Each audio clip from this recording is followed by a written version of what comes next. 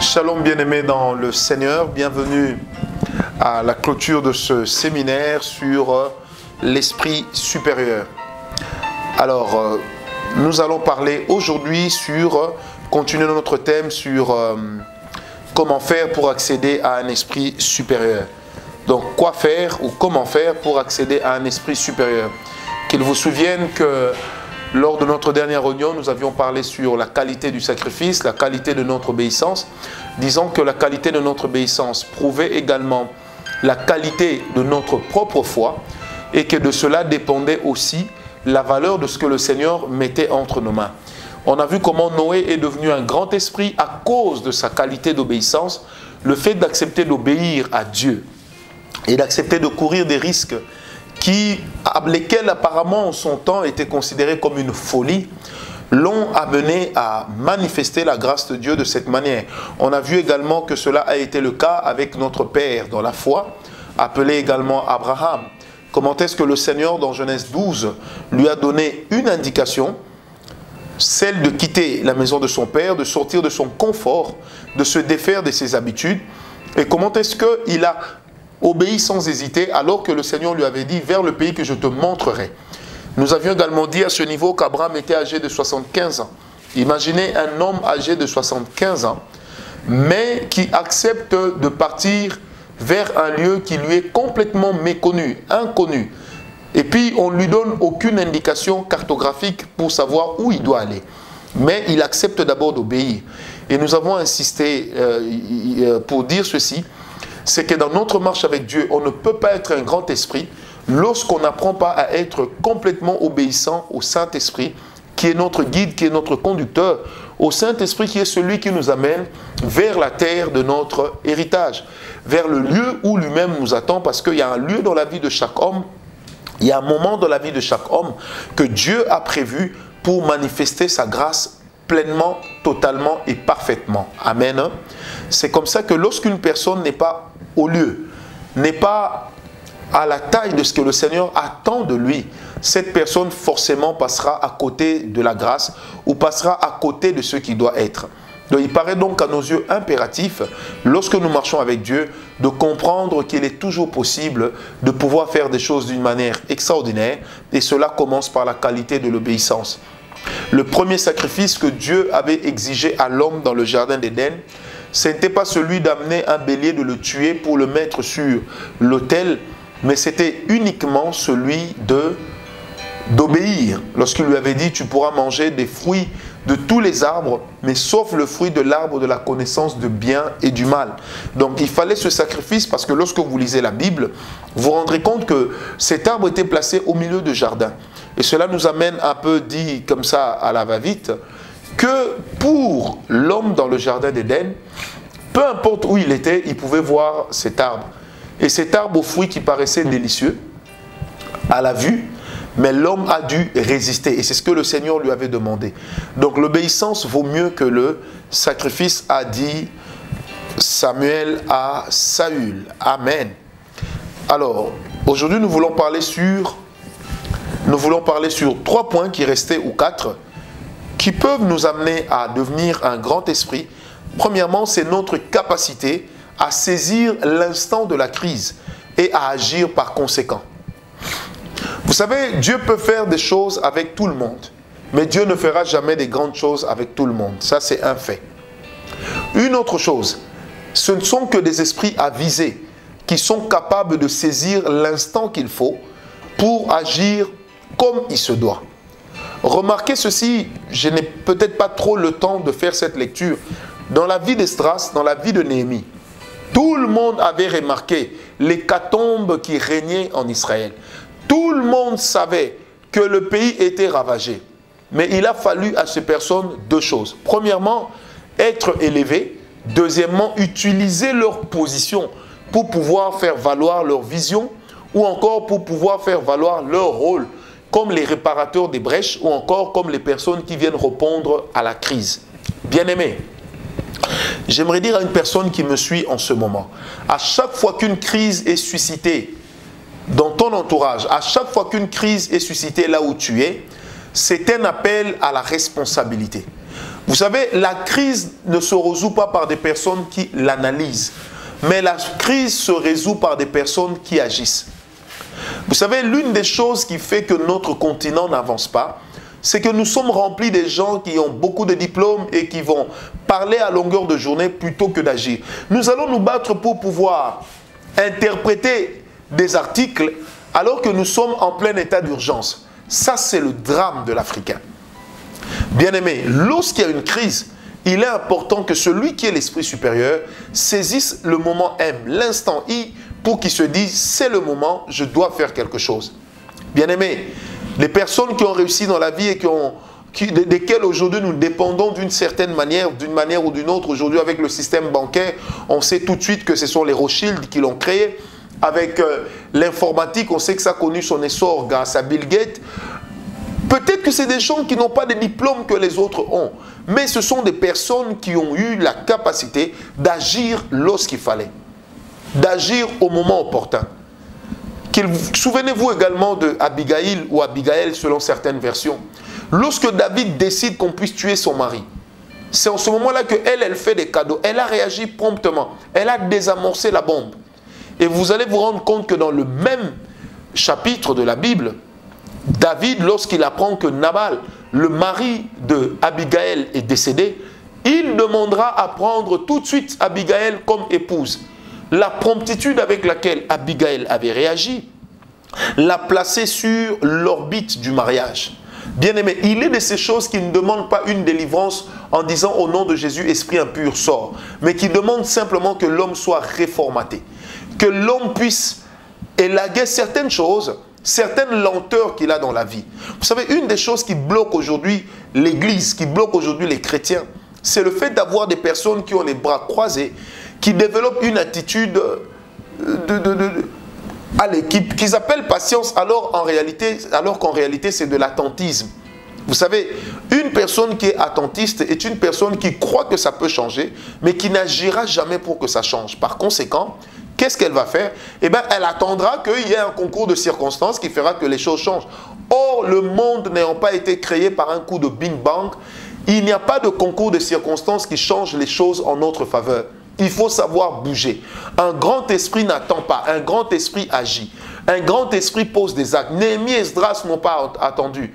L'un d'eux a dit, maintenant lèvons-nous, bâtissons la maison de l'Éternel. Et fini, ça y est, c'est parti. Bien-aimés, n'attendez jamais que toutes les décisions ne viennent que des autres. À un moment, il faut que vous preniez la décision d'avancer. Il faut que vous preniez votre courage à deux mains. L'Éternel dira ceci dans Josué 1, verset 2. L'Éternel dira à Josué, il dit, Josué, maintenant que Moïse est mort, lève-toi, prends courage. Un courage qui va vous différencier de tout le monde fera de vous un grand esprit. Un courage qui va faire que vous allez poser un acte inattendu fera de vous un grand esprit.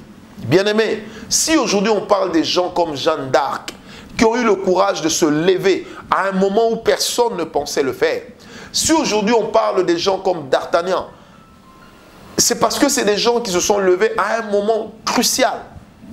Bien-aimés, si aujourd'hui on parle des personnes comme Mandela, c'est des personnes qui se sont levées quand il fallait, qui ont gardé l'attitude qu'il fallait. Et aujourd'hui, combien de Nelson n'existe-t-il pas dans le monde? Combien de gens ne sont-ils pas fiers de dire « je porte le nom de Nelson en souvenir de Mandela ».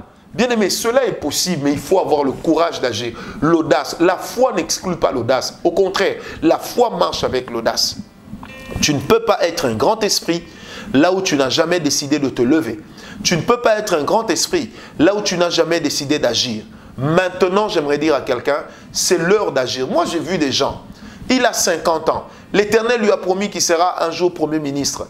Mais il est chez lui à la maison. Il rentre à 13 h, il mange. Après, il fait une sieste de 4 heures. Et quand vous lui dites, mes frères, qu'est-ce que tu fais à la maison? Il a le toupet de vous dire, non, je suis fatigué, non, il fait chaud. Bien aimé, la chaleur, là, tout le monde la voit. Mais s'il faut seulement attendre que la chaleur descende, nous sommes dans un pays tropical. La conséquence, c'est qu'il faut que le soleil brille. Surtout lorsque nous sommes en pleine saison de pluie. Et c'est ce qui dérange notre développement. Regardez un peu ce qui se passe dans des pays tels que le Canada, la France, la Grande-Bretagne.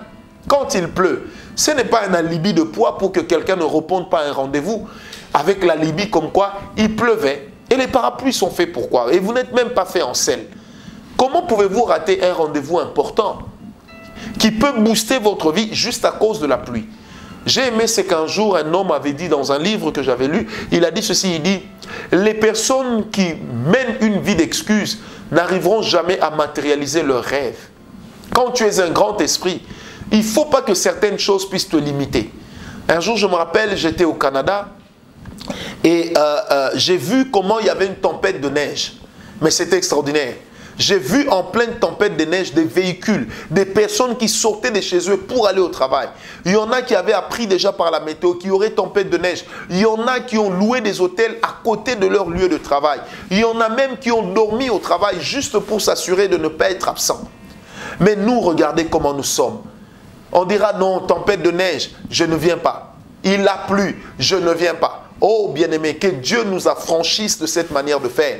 Bien que ce n'est pas de la responsabilité de Dieu de nous affranchir de cette manière de faire, parce qu'un grand esprit prend des initiatives lui-même, et comprend que sur certaines choses, il faut que j'agisse par conséquent. Il faut, comme le disent les mondains, il faut que je casse la baraque et que je décide d'avancer. Manu militari s'il le faut.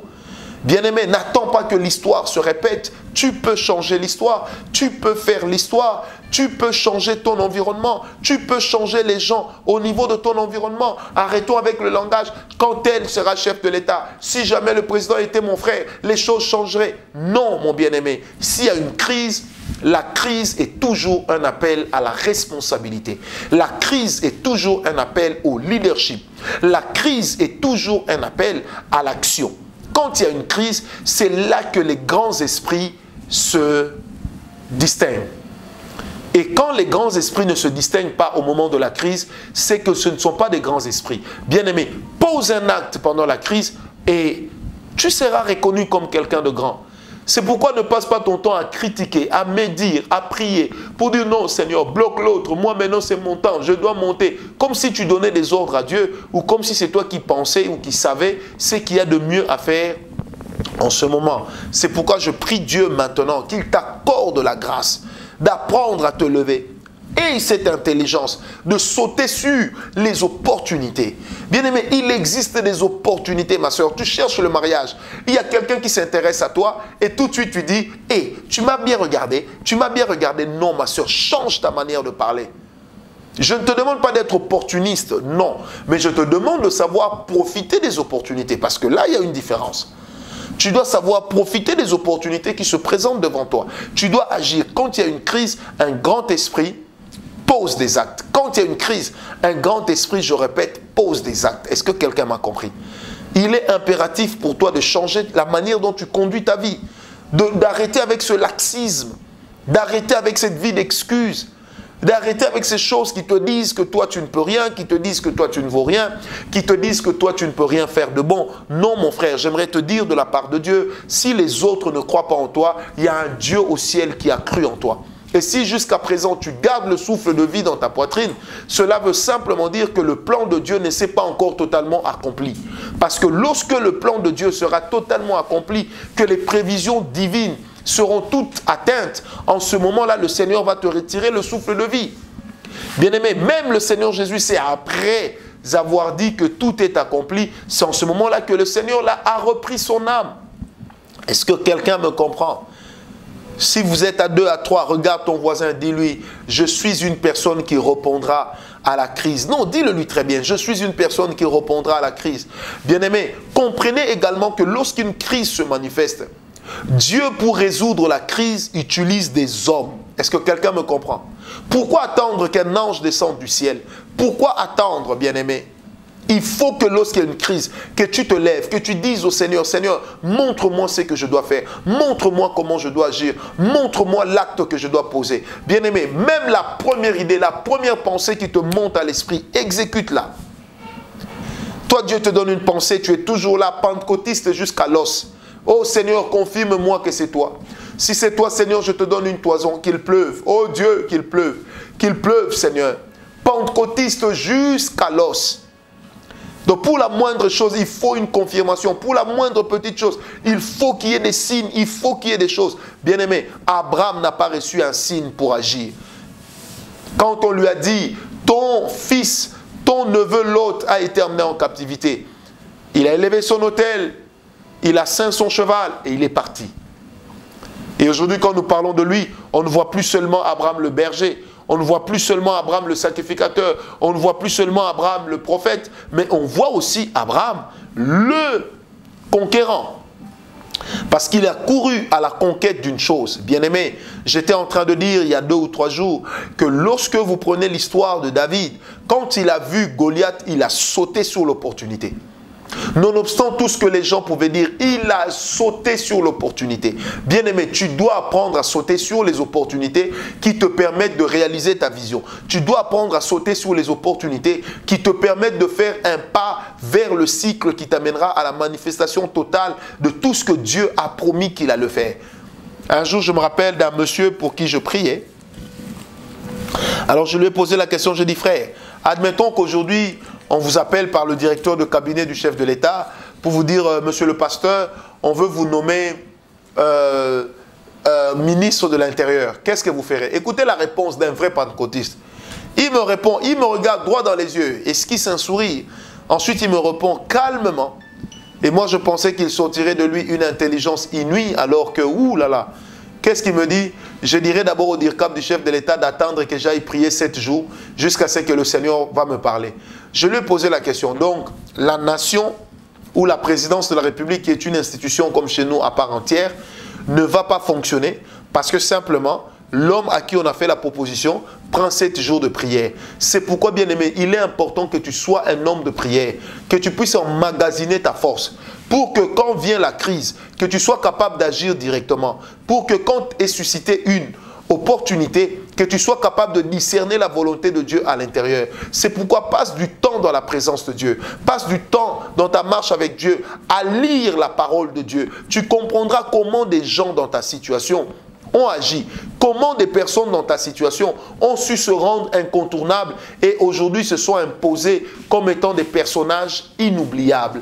Oh, ma prière, c'est que je ne passe pas sans laisser des traces. Et j'aimerais que cette prière soit également la même pour toi. Ne passe pas sans laisser des traces. Ne laisse pas pour trace que l'impudicité. Ne laisse pas pour trace que les enfants que tu as fait à gauche et à droite. Ne laisse pas pour trace que l'image d'un voleur. Ne laisse pas pour trace l'image d'un commun diviseur. Ne laisse pas pour trace l'image de quelqu'un qui se dispute à longueur de journée. Mais après toi, laisse la trace d'une personne qui marche avec Dieu, qui a marché avec Dieu. Comme disent les Écritures parlant d'Enoch, la Bible dit Enoch marcha avec Dieu et un jour il ne fut plus. Remarquez combien vieux est ce prénom d'Enoch. Mais aujourd'hui, combien de personnes continuent à donner à leurs enfants le nom d'Enoch, Enoch Lumanisha, Enoch Kabeya, Enoch Mbui, Enoch Chimanga, Enoch Mavunda, par exemple. Pourquoi est-ce qu'on revient toujours sur les noms de ces personnes? Parce que c'est des personnes qui ont marqué par leur sens d'héroïsme, par la grandeur de leur esprit, par la supériorité de leur esprit. Ils ont marqué leur temps en résolvant des problèmes qui étaient déclarés déjà difficiles à résoudre ou impossibles, bien-aimé. Moi, je crois en toi et je sais que tu es capable de changer les choses. Moi, je crois en toi et je sais que tu es capable de faire des choses tellement grandes que tout le monde va s'étonner. Bien-aimé, comme au jour de la Pentecôte, les gens se sont écriés. Que veut donc dire ceci? Ma prière est que quand toi aussi tu poseras des actes, que les gens disent, mais qu'est-ce que c'est que ça encore? Parce que le Dieu qui agit avec Abraham, c'est le même Dieu qui est avec nous et nous ne servons pas l'esprit jumeau de celui de la Pentecôte. Nous ne servons pas l'esprit jumeau de celui qui a ressuscité Christ d'entre les morts. Nous ne servons pas l'esprit jumeau de celui qui a inspiré Daniel, de celui qui a inspiré Ézéchiel, non, de celui qui a été avec Esdras, qui a été avec Néhémie. Nous servons le même esprit. Et retenez une chose, j'aime bien le dire, dans la marche avec le Seigneur, le premier pas est souvent charnel. Que veut dire le premier pas charnel, le second devient spirituel? Parce que le premier acte que nous devons poser sur base d'une instruction divine, c'est cet acte-là qui demande à ce qu'il y ait un dévouement. C'est cet acte-là qui va nous demander d'aller à l'encontre de certains de nos principes. C'est cet acte-là qui va nous demander d'avancer des fois avec une certaine peur, mais en posant un acte. Bien-aimé, la Bible n'a jamais dit que la foi bannit la peur. Non, mais la Bible dit au contraire que la foi devient une ferme assurance, bien-aimé. Mon assurance, elle est ferme parce que je sais que Dieu va agir. Mais ça ne veut pas dire que je n'ai pas un moment de peur. Je peux connaître un moment de peur, mais j'agis parce que je sais que si je n'agis pas, les choses ne changeront jamais. Est-ce que quelqu'un peut réaliser en ce moment que peut-être pour que le pays dans lequel tu vis, pour que la famille dans laquelle tu es né puisse changer, il faut juste que toi tu poses un acte. Comprends combien de personnes aujourd'hui sont dépendantes des actes que tu dois poser. Combien de personnes aujourd'hui voient leur destinée dépendre que de toi. Si Moïse avait refusé d'aller vers Pharaon, roi d'Égypte, Dieu allait certainement susciter une autre personne, mais son plan aurait peut-être pris 24 heures ou une année de retard. Remarquez du reste, lorsque l'Éternel a dit à Abraham dans Genèse 13, ce pays que tu vois, je le donnerai à toi et à ta postérité. Tout de suite le Seigneur lui dit, mais ton peuple sera amené en captivité pendant 400 ans. Ensuite je les ramènerai. Mais jusqu'à ce que Moïse fasse sortir Israël de l'Égypte, 430 ans. D'où viennent ces 30 ans? Préparation. D'où viennent ces 30 ans? Il faut repérer la personne qu'il faut. D'où viennent ces 30 ans? C'est pourquoi je prie Dieu en ce moment qu'il t'accorde la grâce d'avoir un esprit conquérant, d'avoir un esprit de vaillant, d'avoir un esprit de vainqueur. Du reste, la Bible parlant de toi dit que toi qui me suis, tu es plus que vainqueur. Change certaines choses. Réponds à la crise. Je vais vous raconter une histoire qui va vous faire rire. Un jour, dans un village quelque part à Kinshasa, vers le nord-est de la République démocratique du Congo. Qu'est-ce qui va se passer? Un homme avait un enfant de 19 ans qui a réussi aux examens d'État, donc son bac, ici nous l'appelons examen d'État. Alors, à son retour du champ, pendant qu'il se préparait à envoyer le fils à Kinshasa, et le fils devait aller rejoindre la capitale le lendemain. En retournant chez lui, sa femme lui dit, chérie, notre enfant est mort. Il pose la question à la femme, où est le corps? La femme lui dit, le corps est encore dans la chambre, il est mort sur son lit. Le papa entre dans la chambre, calmement, il regarde le corps de son enfant. Il ne dit mot. Il sort. Dès qu'il est 23h59, il prend une grande machette, il sort avec. Et dans tout le village, il commence à crier, si vous ne me rendez pas mon enfant, je vais vous couper la tête à vous tous. Si vous ne me rendez pas mon enfant, il ne cite personne. Il n'était même pas sorcier. Parce que du reste, lui ne comptait utiliser qu'un instrument physique. Bien-aimé, l'histoire raconte que les sorciers du village se sont réunis. Ils ont dit, nous sommes tombés sur la mauvaise poule. Il faut qu'on rende à ce monsieur son enfant, sinon nous sommes morts. Bien-aimé, une histoire authentique que je vous raconte. Ces gens se sont réunis, ils ont décidé de faire une substitution. L'un d'eux qui avait aussi un fils de 19 ans, ils ont pris le souffle de son fils, de leur fils de 19 ans, ils ont mis dans celui du papa dont l'enfant était mort.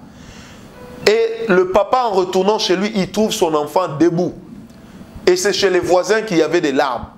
Bien-aimé, le courage d'agir lorsqu'il y a la crise est très important.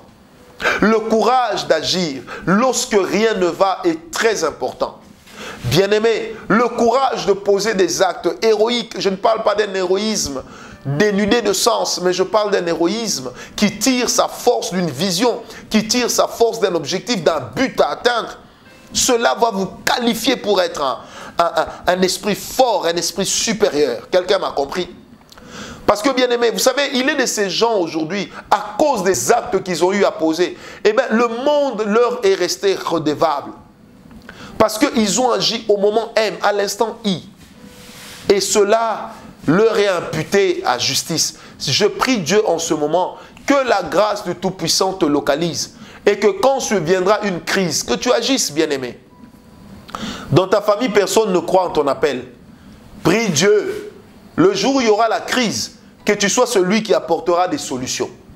Bien-aimé, est-ce que tu sais qu'un grand esprit n'est pas celui qui agit comme tout le monde? Si dans ta famille, pendant les deuils, on ne pense à toi que pour aller transporter les chaises sur lesquelles les gens vont se mettre durant les obsèques, ça veut simplement dire que tu ne vaux rien. Donc il est de ces choses à cause des actes que tu as posés qui vont te hisser au premier rang. C'est là que tu verras ta mère, ton père te dire, ah papa, on devait faire telle chose, mais on t'attendait pour décider. Bien-aimé, je crois que cela est encore possible. Mais pour y arriver, pour matérialiser une telle chose, il faudrait que tu sois capable de poser des actes quand il faut. Est-ce que quelqu'un m'a donné un amen? Très bien. La deuxième clé de ce soir, c'est la qualité de notre consécration et la taille de nos vœux. J'ai voulu les mettre ensemble, je vais m'expliquer. La qualité de notre consécration et la taille de nos vœux. Bien-aimés, lorsque vous lisez avec moi dans 1 Samuel 1 Samuel chapitre 1 Samuel chapitre 1, la Bible dit à partir du verset 1. Il y avait un homme de Ramathaïm, Sophim, de la montagne d'Éphraïm, nommé Elkana, fils de Jéroam, fils de Héliou, fils de Tohu, fils de Tsouf et Fassia. Il avait deux femmes dont l'une s'appelait Anne et l'autre Pénina. Pénina avait des enfants, mais Anne n'en avait point. Chaque année, cet homme montait de la ville à Silo pour se prosterner devant l'Éternel des armées et pour lui offrir des sacrifices. Là se trouvaient les deux fils de Élie, Ophni et Phinéas, sacrificateurs de l'Éternel. Le jour où Elkana offrait son sacrifice, écoutez bien, il donnait des portions à Pénina, sa femme, à tous les fils et à toutes les filles qu'il avait avec elle. Mais il donnait une portion double, car il aimait Anne, que l'Éternel lui-même avait rendue stérile. Amen. Sa rivale lui prodiguait. Sa rivale l'a mortifié pour la pousser à s'hériter, mais elle ne l'a pas fait. Mais remarquez ceci, quand on lui donnait la portion double, Anne n'a pas réagi comme nos femmes africaines qui disent non, je dois d'abord garder, on ne sait jamais. Elle a porté tout dans la présence de Dieu.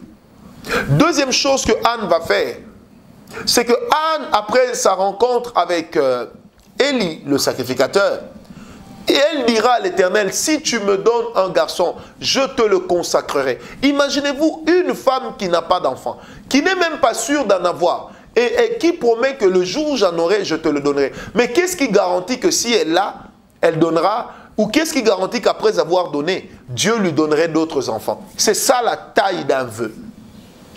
Un vœu est puissant par ce qu'il représente comme perte.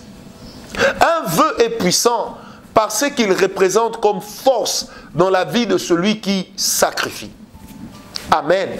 Parce que le vœu est toujours un langage de sacrifice. La Bible dit, maudit soit l'homme qui fait un vœu à l'Éternel et qui ne le tient pas. Aurait mieux fallu pour toi ne pas le faire que de faire un vœu sans pour autant pouvoir l'accomplir. Bien-aimé, la taille de tes vœux. Pensez-vous qu'une femme qui a dit à Dieu, je resterai sans connaître un homme jusqu'au jour de mon mariage, pensez-vous que l'Éternel lui donnera un mauvais mariage? Je ne crois pas. Parce que la qualité de sa consécration, la qualité de son vœu, pousseront Dieu, coûte que coûte, à agir en sa faveur. Vous savez, des fois, il y a aujourd'hui des femmes qui disent, oui, mais prophète, priez pour moi, je suis marié, je n'ai pas d'enfant. Mais combien d'enfants as-tu déjà sacrifiés? Combien d'avortements n'as-tu pas fait? Tu n'as pas eu honte ni peur de tuer tes propres enfants qui étaient dans le ventre, mais tu as peur d'aller trancher la gorge d'un coq. Tu n'as pas eu peur de tuer des enfants qui étaient des êtres humains. Mais tu as aujourd'hui peur quand on te demande, quand on te dit, voilà, ce poisson-là vit encore, donne-lui la mort parce que nous allons le manger. J'ai peur. Bien-aimés, utilisez votre courage pour ce qui est vital. Moi, je ne crois pas qu'une personne qui sait garder toute la vie pour Dieu, une personne qui sait garder toute la vie pour Dieu, une personne qui a dit, Seigneur, je n'escroquerai jamais quelqu'un jusqu'au jour où tu vas me bénir. Oh, je ne crois pas que Dieu le lâchera. Never. Dieu finira par se souvenir de lui. La force et la qualité de ton vœu fait de toi un grand esprit. Pourvu que tu y tiennes, pourvu que tu ne puisses pas flancher, pourvu que tu ne puisses pas, à mi-chemin, abandonner. Non, frère. Tu dois te dire, c'est le moment. Tu dois te dire, Dieu est avec moi. Tu dois te dire, j'ai fait un vœu, je l'accomplirai. peu importe ce que cela me coûtera. C'est pourquoi, bien-aimé, quand nous faisons un vœu, le vœu que nous avons fait à Dieu doit devenir une priorité. Ça doit devenir une priorité. Tu as par exemple dit au Seigneur, je vais commencer à nettoyer les toilettes de l'église. Et je viendrai à l'église à 5 heures tous les dimanches. Bien-aimé, même si les gens se moquent de toi, il faut que tu tiennes à ton vœu, parce que plus grand est ton vœu, plus il te demandera du sacrifice et plus encore ton esprit sera élevé en supériorité. Je prie Dieu en ce moment qu'il t'affranchisse des mauvais conseillers, des Achitophel, qu'il t'affranchisse des personnes qui viendraient autour de toi pour vouloir détruire le vœu que tu as fait, pour te dire non, tu as menti, Dieu ne peut pas faire ces choses. Oh, je crois de tout mon cœur que Dieu agit encore. Amen. Bien-aimés, vous qui me suivez, la taille de votre consécration, tenez à votre consécration mordicus. Tenez à votre consécration, quoi que cela vous coûte. Vous avez tracé une ligne de conduite, une ligne directive à suivre. Suivez-la, suivez-la, suivez-la. Bien-aimés, étroit est le chemin qui mène au paradis, large est le chemin qui mène en enfer. Ce n'est pas parce que les gens vous acclament que Dieu est avec vous. Ce n'est pas parce que les gens vous disent j'ai compassion de toi que forcément Dieu a parlé au travers d'eux. Ce n'est pas parce que les gens vous disent que l'Éternel te bénira que ça a été la résolution du cœur de Dieu. Non, ça ne fonctionne pas toujours comme ça. Mais au contraire, c'est parce que tu tiendras ton vœu, c'est parce que tu continueras à marcher dans la consécration que l'Éternel va marcher lui-même avec toi. Bien-aimé, ne perds pas ta consécration à cause des besoins que tu peux avoir à exprimer dans le temps. Ne perds pas ta consécration. Pourquoi tu te donnerais à un homme? Pourquoi tu te donnerais à une femme pour de l'argent? Pourquoi tu te donnerais à un homme juste parce que tes enfants ont faim? Non, ma soeur, sois forte. Non, mon frère, sois fort. Si c'est une consécration, tiens-la. Du reste, la consécration marche toujours avec la sanctification parce que la sanctification bannit la vie du péché. Et la consécration ajoute un ensemble de choses à faire et un ensemble de choses à ne pas faire pour pouvoir atteindre le but que Dieu a tracé pour nous. Est-ce que quelqu'un peut me donner un amen? Très bien. C'est pourquoi je prie Dieu qu'il t'affranchisse de tout ce qui te défie. Je prie Dieu qu'il t'affranchisse de tout ce qui te dérange. Je prie Dieu enfin qu'il t'affranchisse de tout ce qui est devenu pour toi un sujet de moquerie. Alléluia. Garde la qualité de ta consécration au top. Garde la taille de tes vœux. Tu as fait un vœu, accomplis-le. Une autre chose qui nous permet d'être élevés comme un grand esprit se trouve dans 1 Corinthiens 14, verset 18. La Bible dit, 1 Corinthiens 14, verset 18. La Bible dit, je rends grâce à Dieu de ce que je parle en langue plus que vous tous. Ça, c'est l'apôtre Paul. Je me suis toujours posé la question, mais comment il a su que les autres ne parlaient pas en langue autant que lui? Mais il insiste pour dire que je parle en langue plus que vous tous. Une affirmation incroyable. Certains pourraient dire, ça c'est une affirmation orgueilleuse. Non, personne ne l'a contredit. Parce que simplement, celui qui parle beaucoup en langue, il est comme une personne qui fait de l'haltérophilie spirituelle. Son esprit va augmenter de volume, va augmenter de volume, va augmenter de volume. Celui qui parle beaucoup en langue, il va donner à son esprit des informations en termes de révélation qui vont commencer à descendre.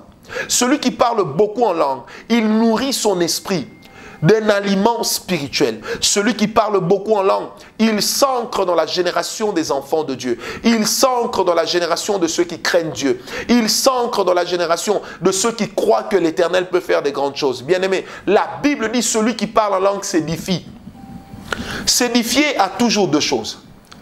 Deux significations. La première signification de s'édifier, c'est apprendre quelque chose qui nous aide à être bâtis au fond de nous. La deuxième signification d'édifier, c'est celui qui a donné le mot édifice, qui veut simplement parler d'une bâtisse. Cela veut dire que celui qui parle en langue, il est en train de se constituer un bâtiment spirituel. Il est en train de monter. C'est pourquoi j'aimerais ici lancer un défi aux enfants de Dieu. Tu parles en langue combien de fois par jour? Combien d'heures par jour? Les langues que tu parles, sont-elles des langues inspirées Ou constituent-elles les langues que tu parles tous les jours? Quand on te dit, Michael parle en langue, tout de suite c'est barabara. Sœur Myriam parle en langue, tout de suite c'est barabara. Tu peux même bouger tes jambes, à la fin tu as même mal à la tête. Non. Mais je parle de ces langues qui constituent une inspiration divine. Je parle de ces langues, lorsque ça sort, tu as l'impression que ton esprit à l'intérieur de toi est en train de devenir beaucoup plus fort. Bien-aimé, remarquez ceci.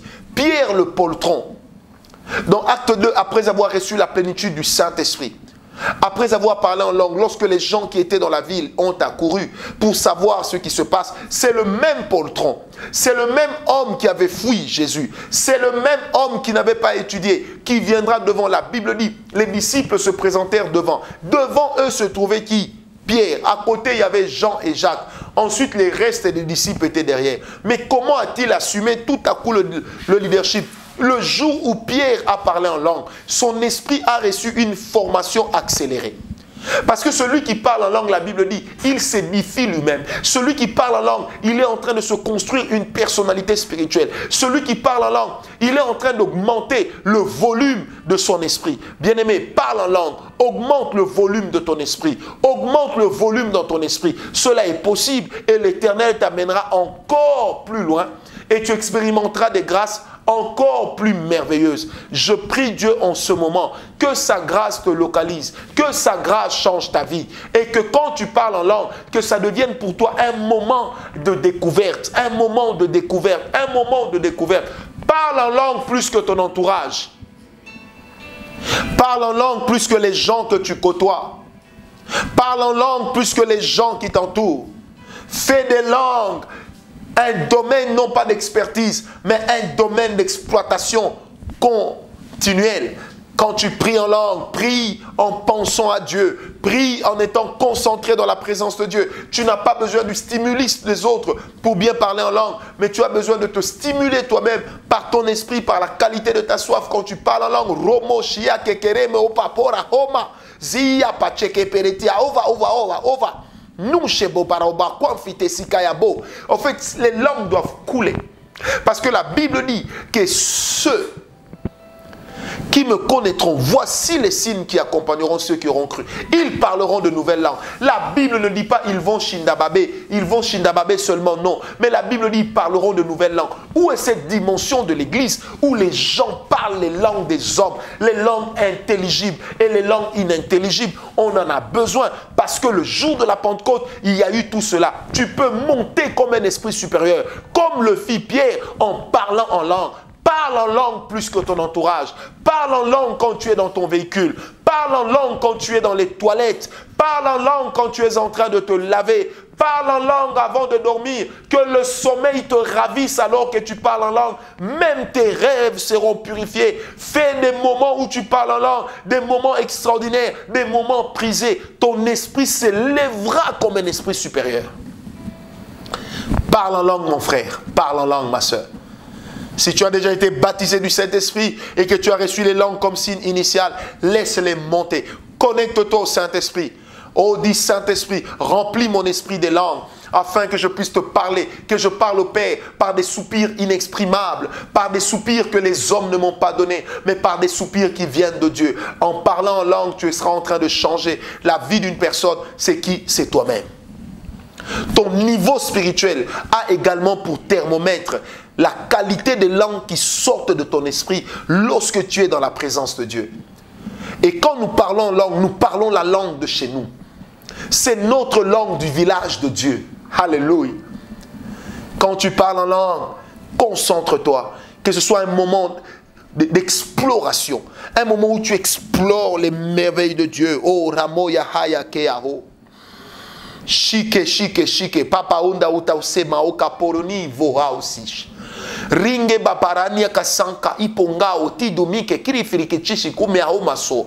Vous savez, lorsque les langues coulent, parce que c'est le Saint-Esprit qui vous les a données, vous allez remarquer avec moi que vous n'avez pas envie d'arrêter. Vous pouvez prier 2 heures, 3 heures, 4 heures, 10 heures, sans vous en rendre compte. Et ça ne sera pas une corvée. Celui qui parle en langue, même quand il est en état de jeûne, le jeûne ne devient pas de lui, pour lui, une corvée avec des lèvres qui sèchent. Non. Parce que celui qui parle en langue, il s'édifie lui-même. Avant que Dieu ne l'utilise pour édifier les autres, il s'édifie lui-même.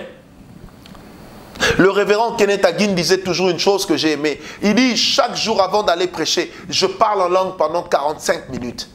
Et cet homme qui m'a beaucoup inspiré dans la vie de l'esprit, Kenneth Hagin, le père, était extraordinaire. J'ai vu comment des fois il parlait en langue dans ses services, l'onction descendait, les gens étaient emportés. Ça, c'est un esprit supérieur. Parce que celui qui parle en langue, sans le savoir, il peut libérer des paroles qui peuvent être des commandements pour les anges, mais que Dieu fait passer au travers de sa bouche à lui. C'est pourquoi parler en langue t'édifie, parler en langue te fortifie, parler en langue te propulse, parler en langue te pousse de l'avant, parler en langue te place en pôle position des personnes qui doivent être un esprit supérieur. J'entends un esprit supérieur commencer à ouvrir la bouche et parler en langue, parce que parler en langue, mon frère, je n'arrêterai pas de le dire. L'apôtre Paul dit, je parlerai en langue, je prierai aussi en langue, je chanterai des cantiques nouveaux, je chanterai des hymnes nouveaux. Parle en langue, chante des cantiques nouveaux. Parle en langue, prie en langue. Tu vas asseoir la grâce de Dieu dans ton esprit. Tu vas asseoir la faveur divine. Et la dernière des choses pour devenir un grand esprit, c'est celle de cultiver en toi un esprit d'adoration, mais dans la solitude. Cultive un esprit d'adoration dans la solitude. N'adore pas toujours parce qu'il y a des témoins, mais adore parce que tu sais que Dieu est avec toi. Dans le psaume 61, verset 2, la Bible dit, « Du haut du bout de la terre, je crie à toi, le cœur abattu. Conduis-moi sur le rocher que je ne puis atteindre. » Et un esprit qui cherche Dieu, dans la solitude, sans les autres. Le roi David dit quelque part dans les psaumes, il dit, « Je me réveille très tôt le matin, je cours pour aller te chercher. Je fais la course au soleil. Avant qu'il ne paraisse, moi je vais déjà adorer le Seigneur. » Dans le psaume 143, verset 8, la Bible dit, « Fais-moi dès le matin entendre ta bonté, car je me confie en toi. Fais-moi connaître le chemin où je dois marcher, car j'élève à toi mon âme. » Il ne dit pas nos âmes. Combien aujourd'hui sont capables de prier Dieu, de ressentir sa présence lorsqu'ils n'ont pas leur responsable d'intercession? Aujourd'hui que les églises ne se réunissent pas, ou du moins les églises baptistes ne se réunissent pas, combien de personnes ont su maintenir une vie de prière? Il ne faut pas que tes moments de prière soient dépendants des cultes de ton église. Tes moments de prière doivent être dépendants de ta soif de voir Dieu se manifester. Tes moments de prière doivent être dépendants de ta capacité de chercher Dieu jusqu'à ce que tu l'aies trouvé. Parce que la Bible dit, c'est vrai que l'Éternel se cache, je sais que je me cache, mais ce n'est pas en vain que j'ai demandé à la nation d'Israël de me chercher, car quiconque me cherchera de tout son cœur, je me laisserai trouver. Bien-aimé, Dieu est une exploration que nous devons faire, et plus nous adorons Dieu, le rayonnement de la gloire de Dieu vient scintiller dans nos esprits. Nous recevons la révélation de ce que Dieu est, et la révélation de ce que nous sommes va paraître directement. C'est pourquoi la Bible dit dans 2 Corinthiens 3, 18, « Nous tous qui donc à visage découvert, contemplons la gloire du Seigneur, nous sommes transformés par la même image, de gloire en gloire, comme par le Seigneur l'Esprit. » Ça veut dire, plus j'adore Dieu, dans mes moments de solitude, le Saint-Esprit prend l'image de la manifestation de Dieu en ce moment-là. Et cette image vient se coller à moi, et mon esprit est rempli, mon esprit monte en extase, mon esprit monte dans la gloire, mon esprit monte dans la puissance.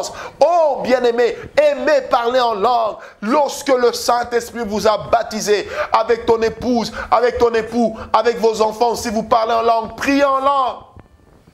Nous avons vu des choses à la parole de foi, dans des services dans lesquels les enfants de l'Écodim ont parlé en langue. Nous nous appelons ça Écodème. Les enfants de l'Écodème ont parlé en langue. Les enfants de l'Écodème ont chassé des démons. Des enfants de l'Écodème ont prophétisé. Bien-aimés, il n'y a pas d'âge pour être en connexion avec le Saint-Esprit. Il n'y a pas d'âge pour devenir un esprit supérieur. Amen. C'est pourquoi même dans votre culte familial, quand vous priez, conduisez votre culte familial comme un culte d'église locale. Conduisez votre culte familial avec pour objectif que ceux qui y assistent puissent toucher Dieu. N'oubliez pas, un esprit d'adoration est d'abord à la base un esprit prophétique. Alléluia. Un esprit d'adoration est un esprit prophétique. Le prophétique s'ouvre aussi par la qualité de ton adoration. Ton adoration booste le prophétique. C'est pourquoi, bien aimé, il y a une différence entre quelqu'un qui a l'esprit prophétique et une personne qui n'a que le don de prophétie. C'est pourquoi il y a des gens, ils peuvent dire, oui, le Seigneur dit, il va tuer. Il le dit en riant. Mais un homme qui a l'esprit prophétique en lui, c'est un homme qui, lorsqu'il donne une parole, il la donne avec le tempérament de Dieu. Il la donne avec le mouvement de l'Esprit de Dieu qu'il ressent à l'intérieur de lui. Parce que dans le prophétique, le Saint-Esprit, lorsque tu le croises dans sa présence, il laisse en toi les émotions qu'il a. Et retenez que le Saint-Esprit est une personne spirituelle vivante qui a des émotions, qui a des sentiments et qui peut les transmettre à celui qui est en connexion avec lui. Tu deviendras un grand esprit lorsque le Seigneur va te booster dans sa présence. Tu deviendras un grand esprit lorsque tu seras un adorateur de puissance. Adore Dieu de tout ton cœur. N'oublie pas que l'esprit d'adoration dévoile Dieu à toi, à ton esprit, et te dévoile à l'esprit de Dieu. C'est là que tu découvres qui tu es. Et le dernier point, pour devenir un grand esprit, c'est également de cultiver un esprit de louange. Je vais différencier les deux. Vous savez, l'esprit d'adoration change notre être spirituel. Lui donne des capacités qu'il n'avait pas avant. Le booste par rapport à la qualité de ce que nous découvrons à chaque fois que nous parlons à Dieu. Par contre, l'esprit de louange joue sur notre tempérament et sur notre caractère. Écoutez bien, l'esprit de louange joue sur notre tempérament. La louange, ce n'est pas toujours lorsque nous sommes en train de danser et de lever la voix pour chanter. Non, la louange va au-delà du chant. La louange, c'est une attitude de l'esprit qui s'adresse à Dieu. La louange, c'est le fait de dire à Dieu et de parler à Dieu de ses bienfaits, de ses hauts faits. Je vais vous donner un secret. Quand vous parlez à Dieu de ses hauts faits et que vous parvenez à les énumérer, vous avez déjà limité Dieu dans ce qu'il a fait. Or, notre Dieu est illimité. Ça veut dire que cela va le provoquer pour faire au-delà de ce que nous avons déjà vu, au-delà de ce que nous avons pensé, au-delà des choses auxquelles nous avons cru et même au-delà de ce que nous avons demandé. L'esprit de louange va faire que Dieu lui-même va siéger. Vous savez, quand on dit ceci, dans le psaume 22, verset 3 ou verset 4, selon d'autres versions, quand la Bible dit « Dieu siège au milieu de la louange d'Israël », ça veut dire que pour que Dieu puisse siéger au milieu de la louange d'Israël, ça veut simplement dire que Israël entre en connexion avec l'Esprit de Dieu, mais dans une autre dimension. Et être là avec Dieu, là où il siège, libère sur nous l'autorité. C'est comme ça que dans Luc 1, verset 19, l'ange pouvait dire à l'homme de Dieu, il dit, je suis Gabriel, là où Dieu se tient, moi je me tiens. Bien-aimé, le mandat de l'autorité vient toujours avec un esprit de louange. C'est pourquoi la Bible dit, c'est dans le calme, la confiance, la tranquillité, la paix, la joie que viendra votre délivrance, bien-aimé. Lorsque un homme a un esprit de louange, qu'il apprend à élever Dieu pour la moindre chose qu'il a faite. Bien-aimé, Dieu est obligé de le booster. Pourquoi? Permettez-moi cette expression. Dieu est avide de la louange de son peuple. La Bible dit dans l'Apocalypse, il fait taire ses anges afin d'entendre les hommes sur la terre en train de le chanter. C'est quelque part dans Apocalypse 8. Cela est possible qu'aujourd'hui, Dieu fasse taire la louange des anges, Gabriel, des archanges et consorts, juste pour ta louange à toi. C'est pourquoi, bien aimé, il y a des moments où quand tu loues Dieu, tu le loues tellement que tu peux entrer en extase. Tu le loues tellement que l'Esprit de Dieu peut t'emmener loin et tu peux vivre ce que Paul a vécu. Tu peux tellement louer Dieu. Je répète, la louange va au-delà de la musique parce que la louange est une musique mais qui sort de notre esprit. Que Dieu t'accorde cet esprit de louange, que tu le recherches et lorsque tu l'auras capté, tu seras devenu un grand esprit. C'est pourquoi, bien aimé, quand les gens comprennent qu'ils sont des grands esprits, ils ne passent pas leur temps à parler des autres, mais ils passent leur temps à parler de Dieu et de chez Dieu. Parce qu'un homme qui a un esprit de louange, un homme qui mélange avec un esprit d'adoration, il devient incontrôlable dans le camp de ses ennemis. Un homme qui a un esprit de louange, il devient incontrôlable dans le camp de ses adversaires. Tes adversaires ne savent plus te maîtriser dès lors que tu as Dieu avec toi. Tes adversaires ne savent plus te maîtriser dès lors que tu as un esprit de louange. C'est pourquoi la Bible dit, le roi David disait, je crie, loué soit l'Éternel, je suis délivré de mes ennemis. Alléluia. Comment une louange peut-elle te délivrer de tes ennemis? C'est lorsque le cœur, en venant louer Dieu, vient le louer pour ses hauts faits. Seigneur, je te bénis pour ce que tu as fait dans ma vie. Je te bénis pour la vie de mon épouse Nana. Je te bénis pour la vie de mes enfants. Je te bénis pour la vie de mes fils et de mes filles dans la foi qui sont sincères et loyaux. Je te bénis pour la vie de tous ceux qui ont décidé de croire en nous. Je te bénis pour tout ce que tu m'as donné jusqu'à ce jour, parce que tu as fait plus que mon père, plus que ma mère. Seigneur, lorsque je compte le nombre d'années que j'ai passé sur la terre, je ne peux que dire, il n'y a que l'Éternel qui m'ait soutenu. Amen. Bien-aimé, quand je le dis, je sens la grâce. Que Dieu vous bénisse. Que votre louange vous libère de vos ennemis. Que votre louange vous libère des temps difficiles par lesquels vous passez. Que votre louange vous libère de la maladie qui vous assaille. Parce que la maladie aussi est une ennemie de laquelle l'Éternel doit vous délivrer. Et quand vous êtes dans un esprit de louange, qu'est-ce qui va se passer? La maladie va s'en aller. Écoutez, quand vous êtes dans la présence de Dieu et que vous avez un esprit de louange, il y a la grâce qui tombe sur vous. Et le Saint-Esprit, en vous pénétrant, qu'est-ce qu'il fait? Il sculpte toute votre vie. Et il enlève les taches, il enlève les scories, il enlève la maladie. C'est pourquoi la Bible dit, tu serviras l'Éternel, il éloignera la maladie de ta maison. Bien-aimé, je prie que ta maison soit un havre de paix, que ta maison soit une maison de louange et que tu cries Alléluia, afin qu'il en soit ainsi. Au nom de Jésus-Christ, j'ai prié. Que Dieu vous bénisse, que sa faveur soit avec vous, que sa faveur vous accompagne, que sa grâce vous localise, que Dieu fasse de vous des adorateurs, qu'un grand esprit s'élève dans la présence de Dieu, en intelligence, en sagesse, qu'il soit capable de régner et de dominer sur les gens de son temps. Père, je te dis merci pour ce frère, auquel tu es en train de donner une grande autorité. Je te dis merci pour cette sœur à laquelle tu es en train de donner une grande autorité. Paix et grâce dans nos vies. Au nom de Jésus-Christ, nous avons prié.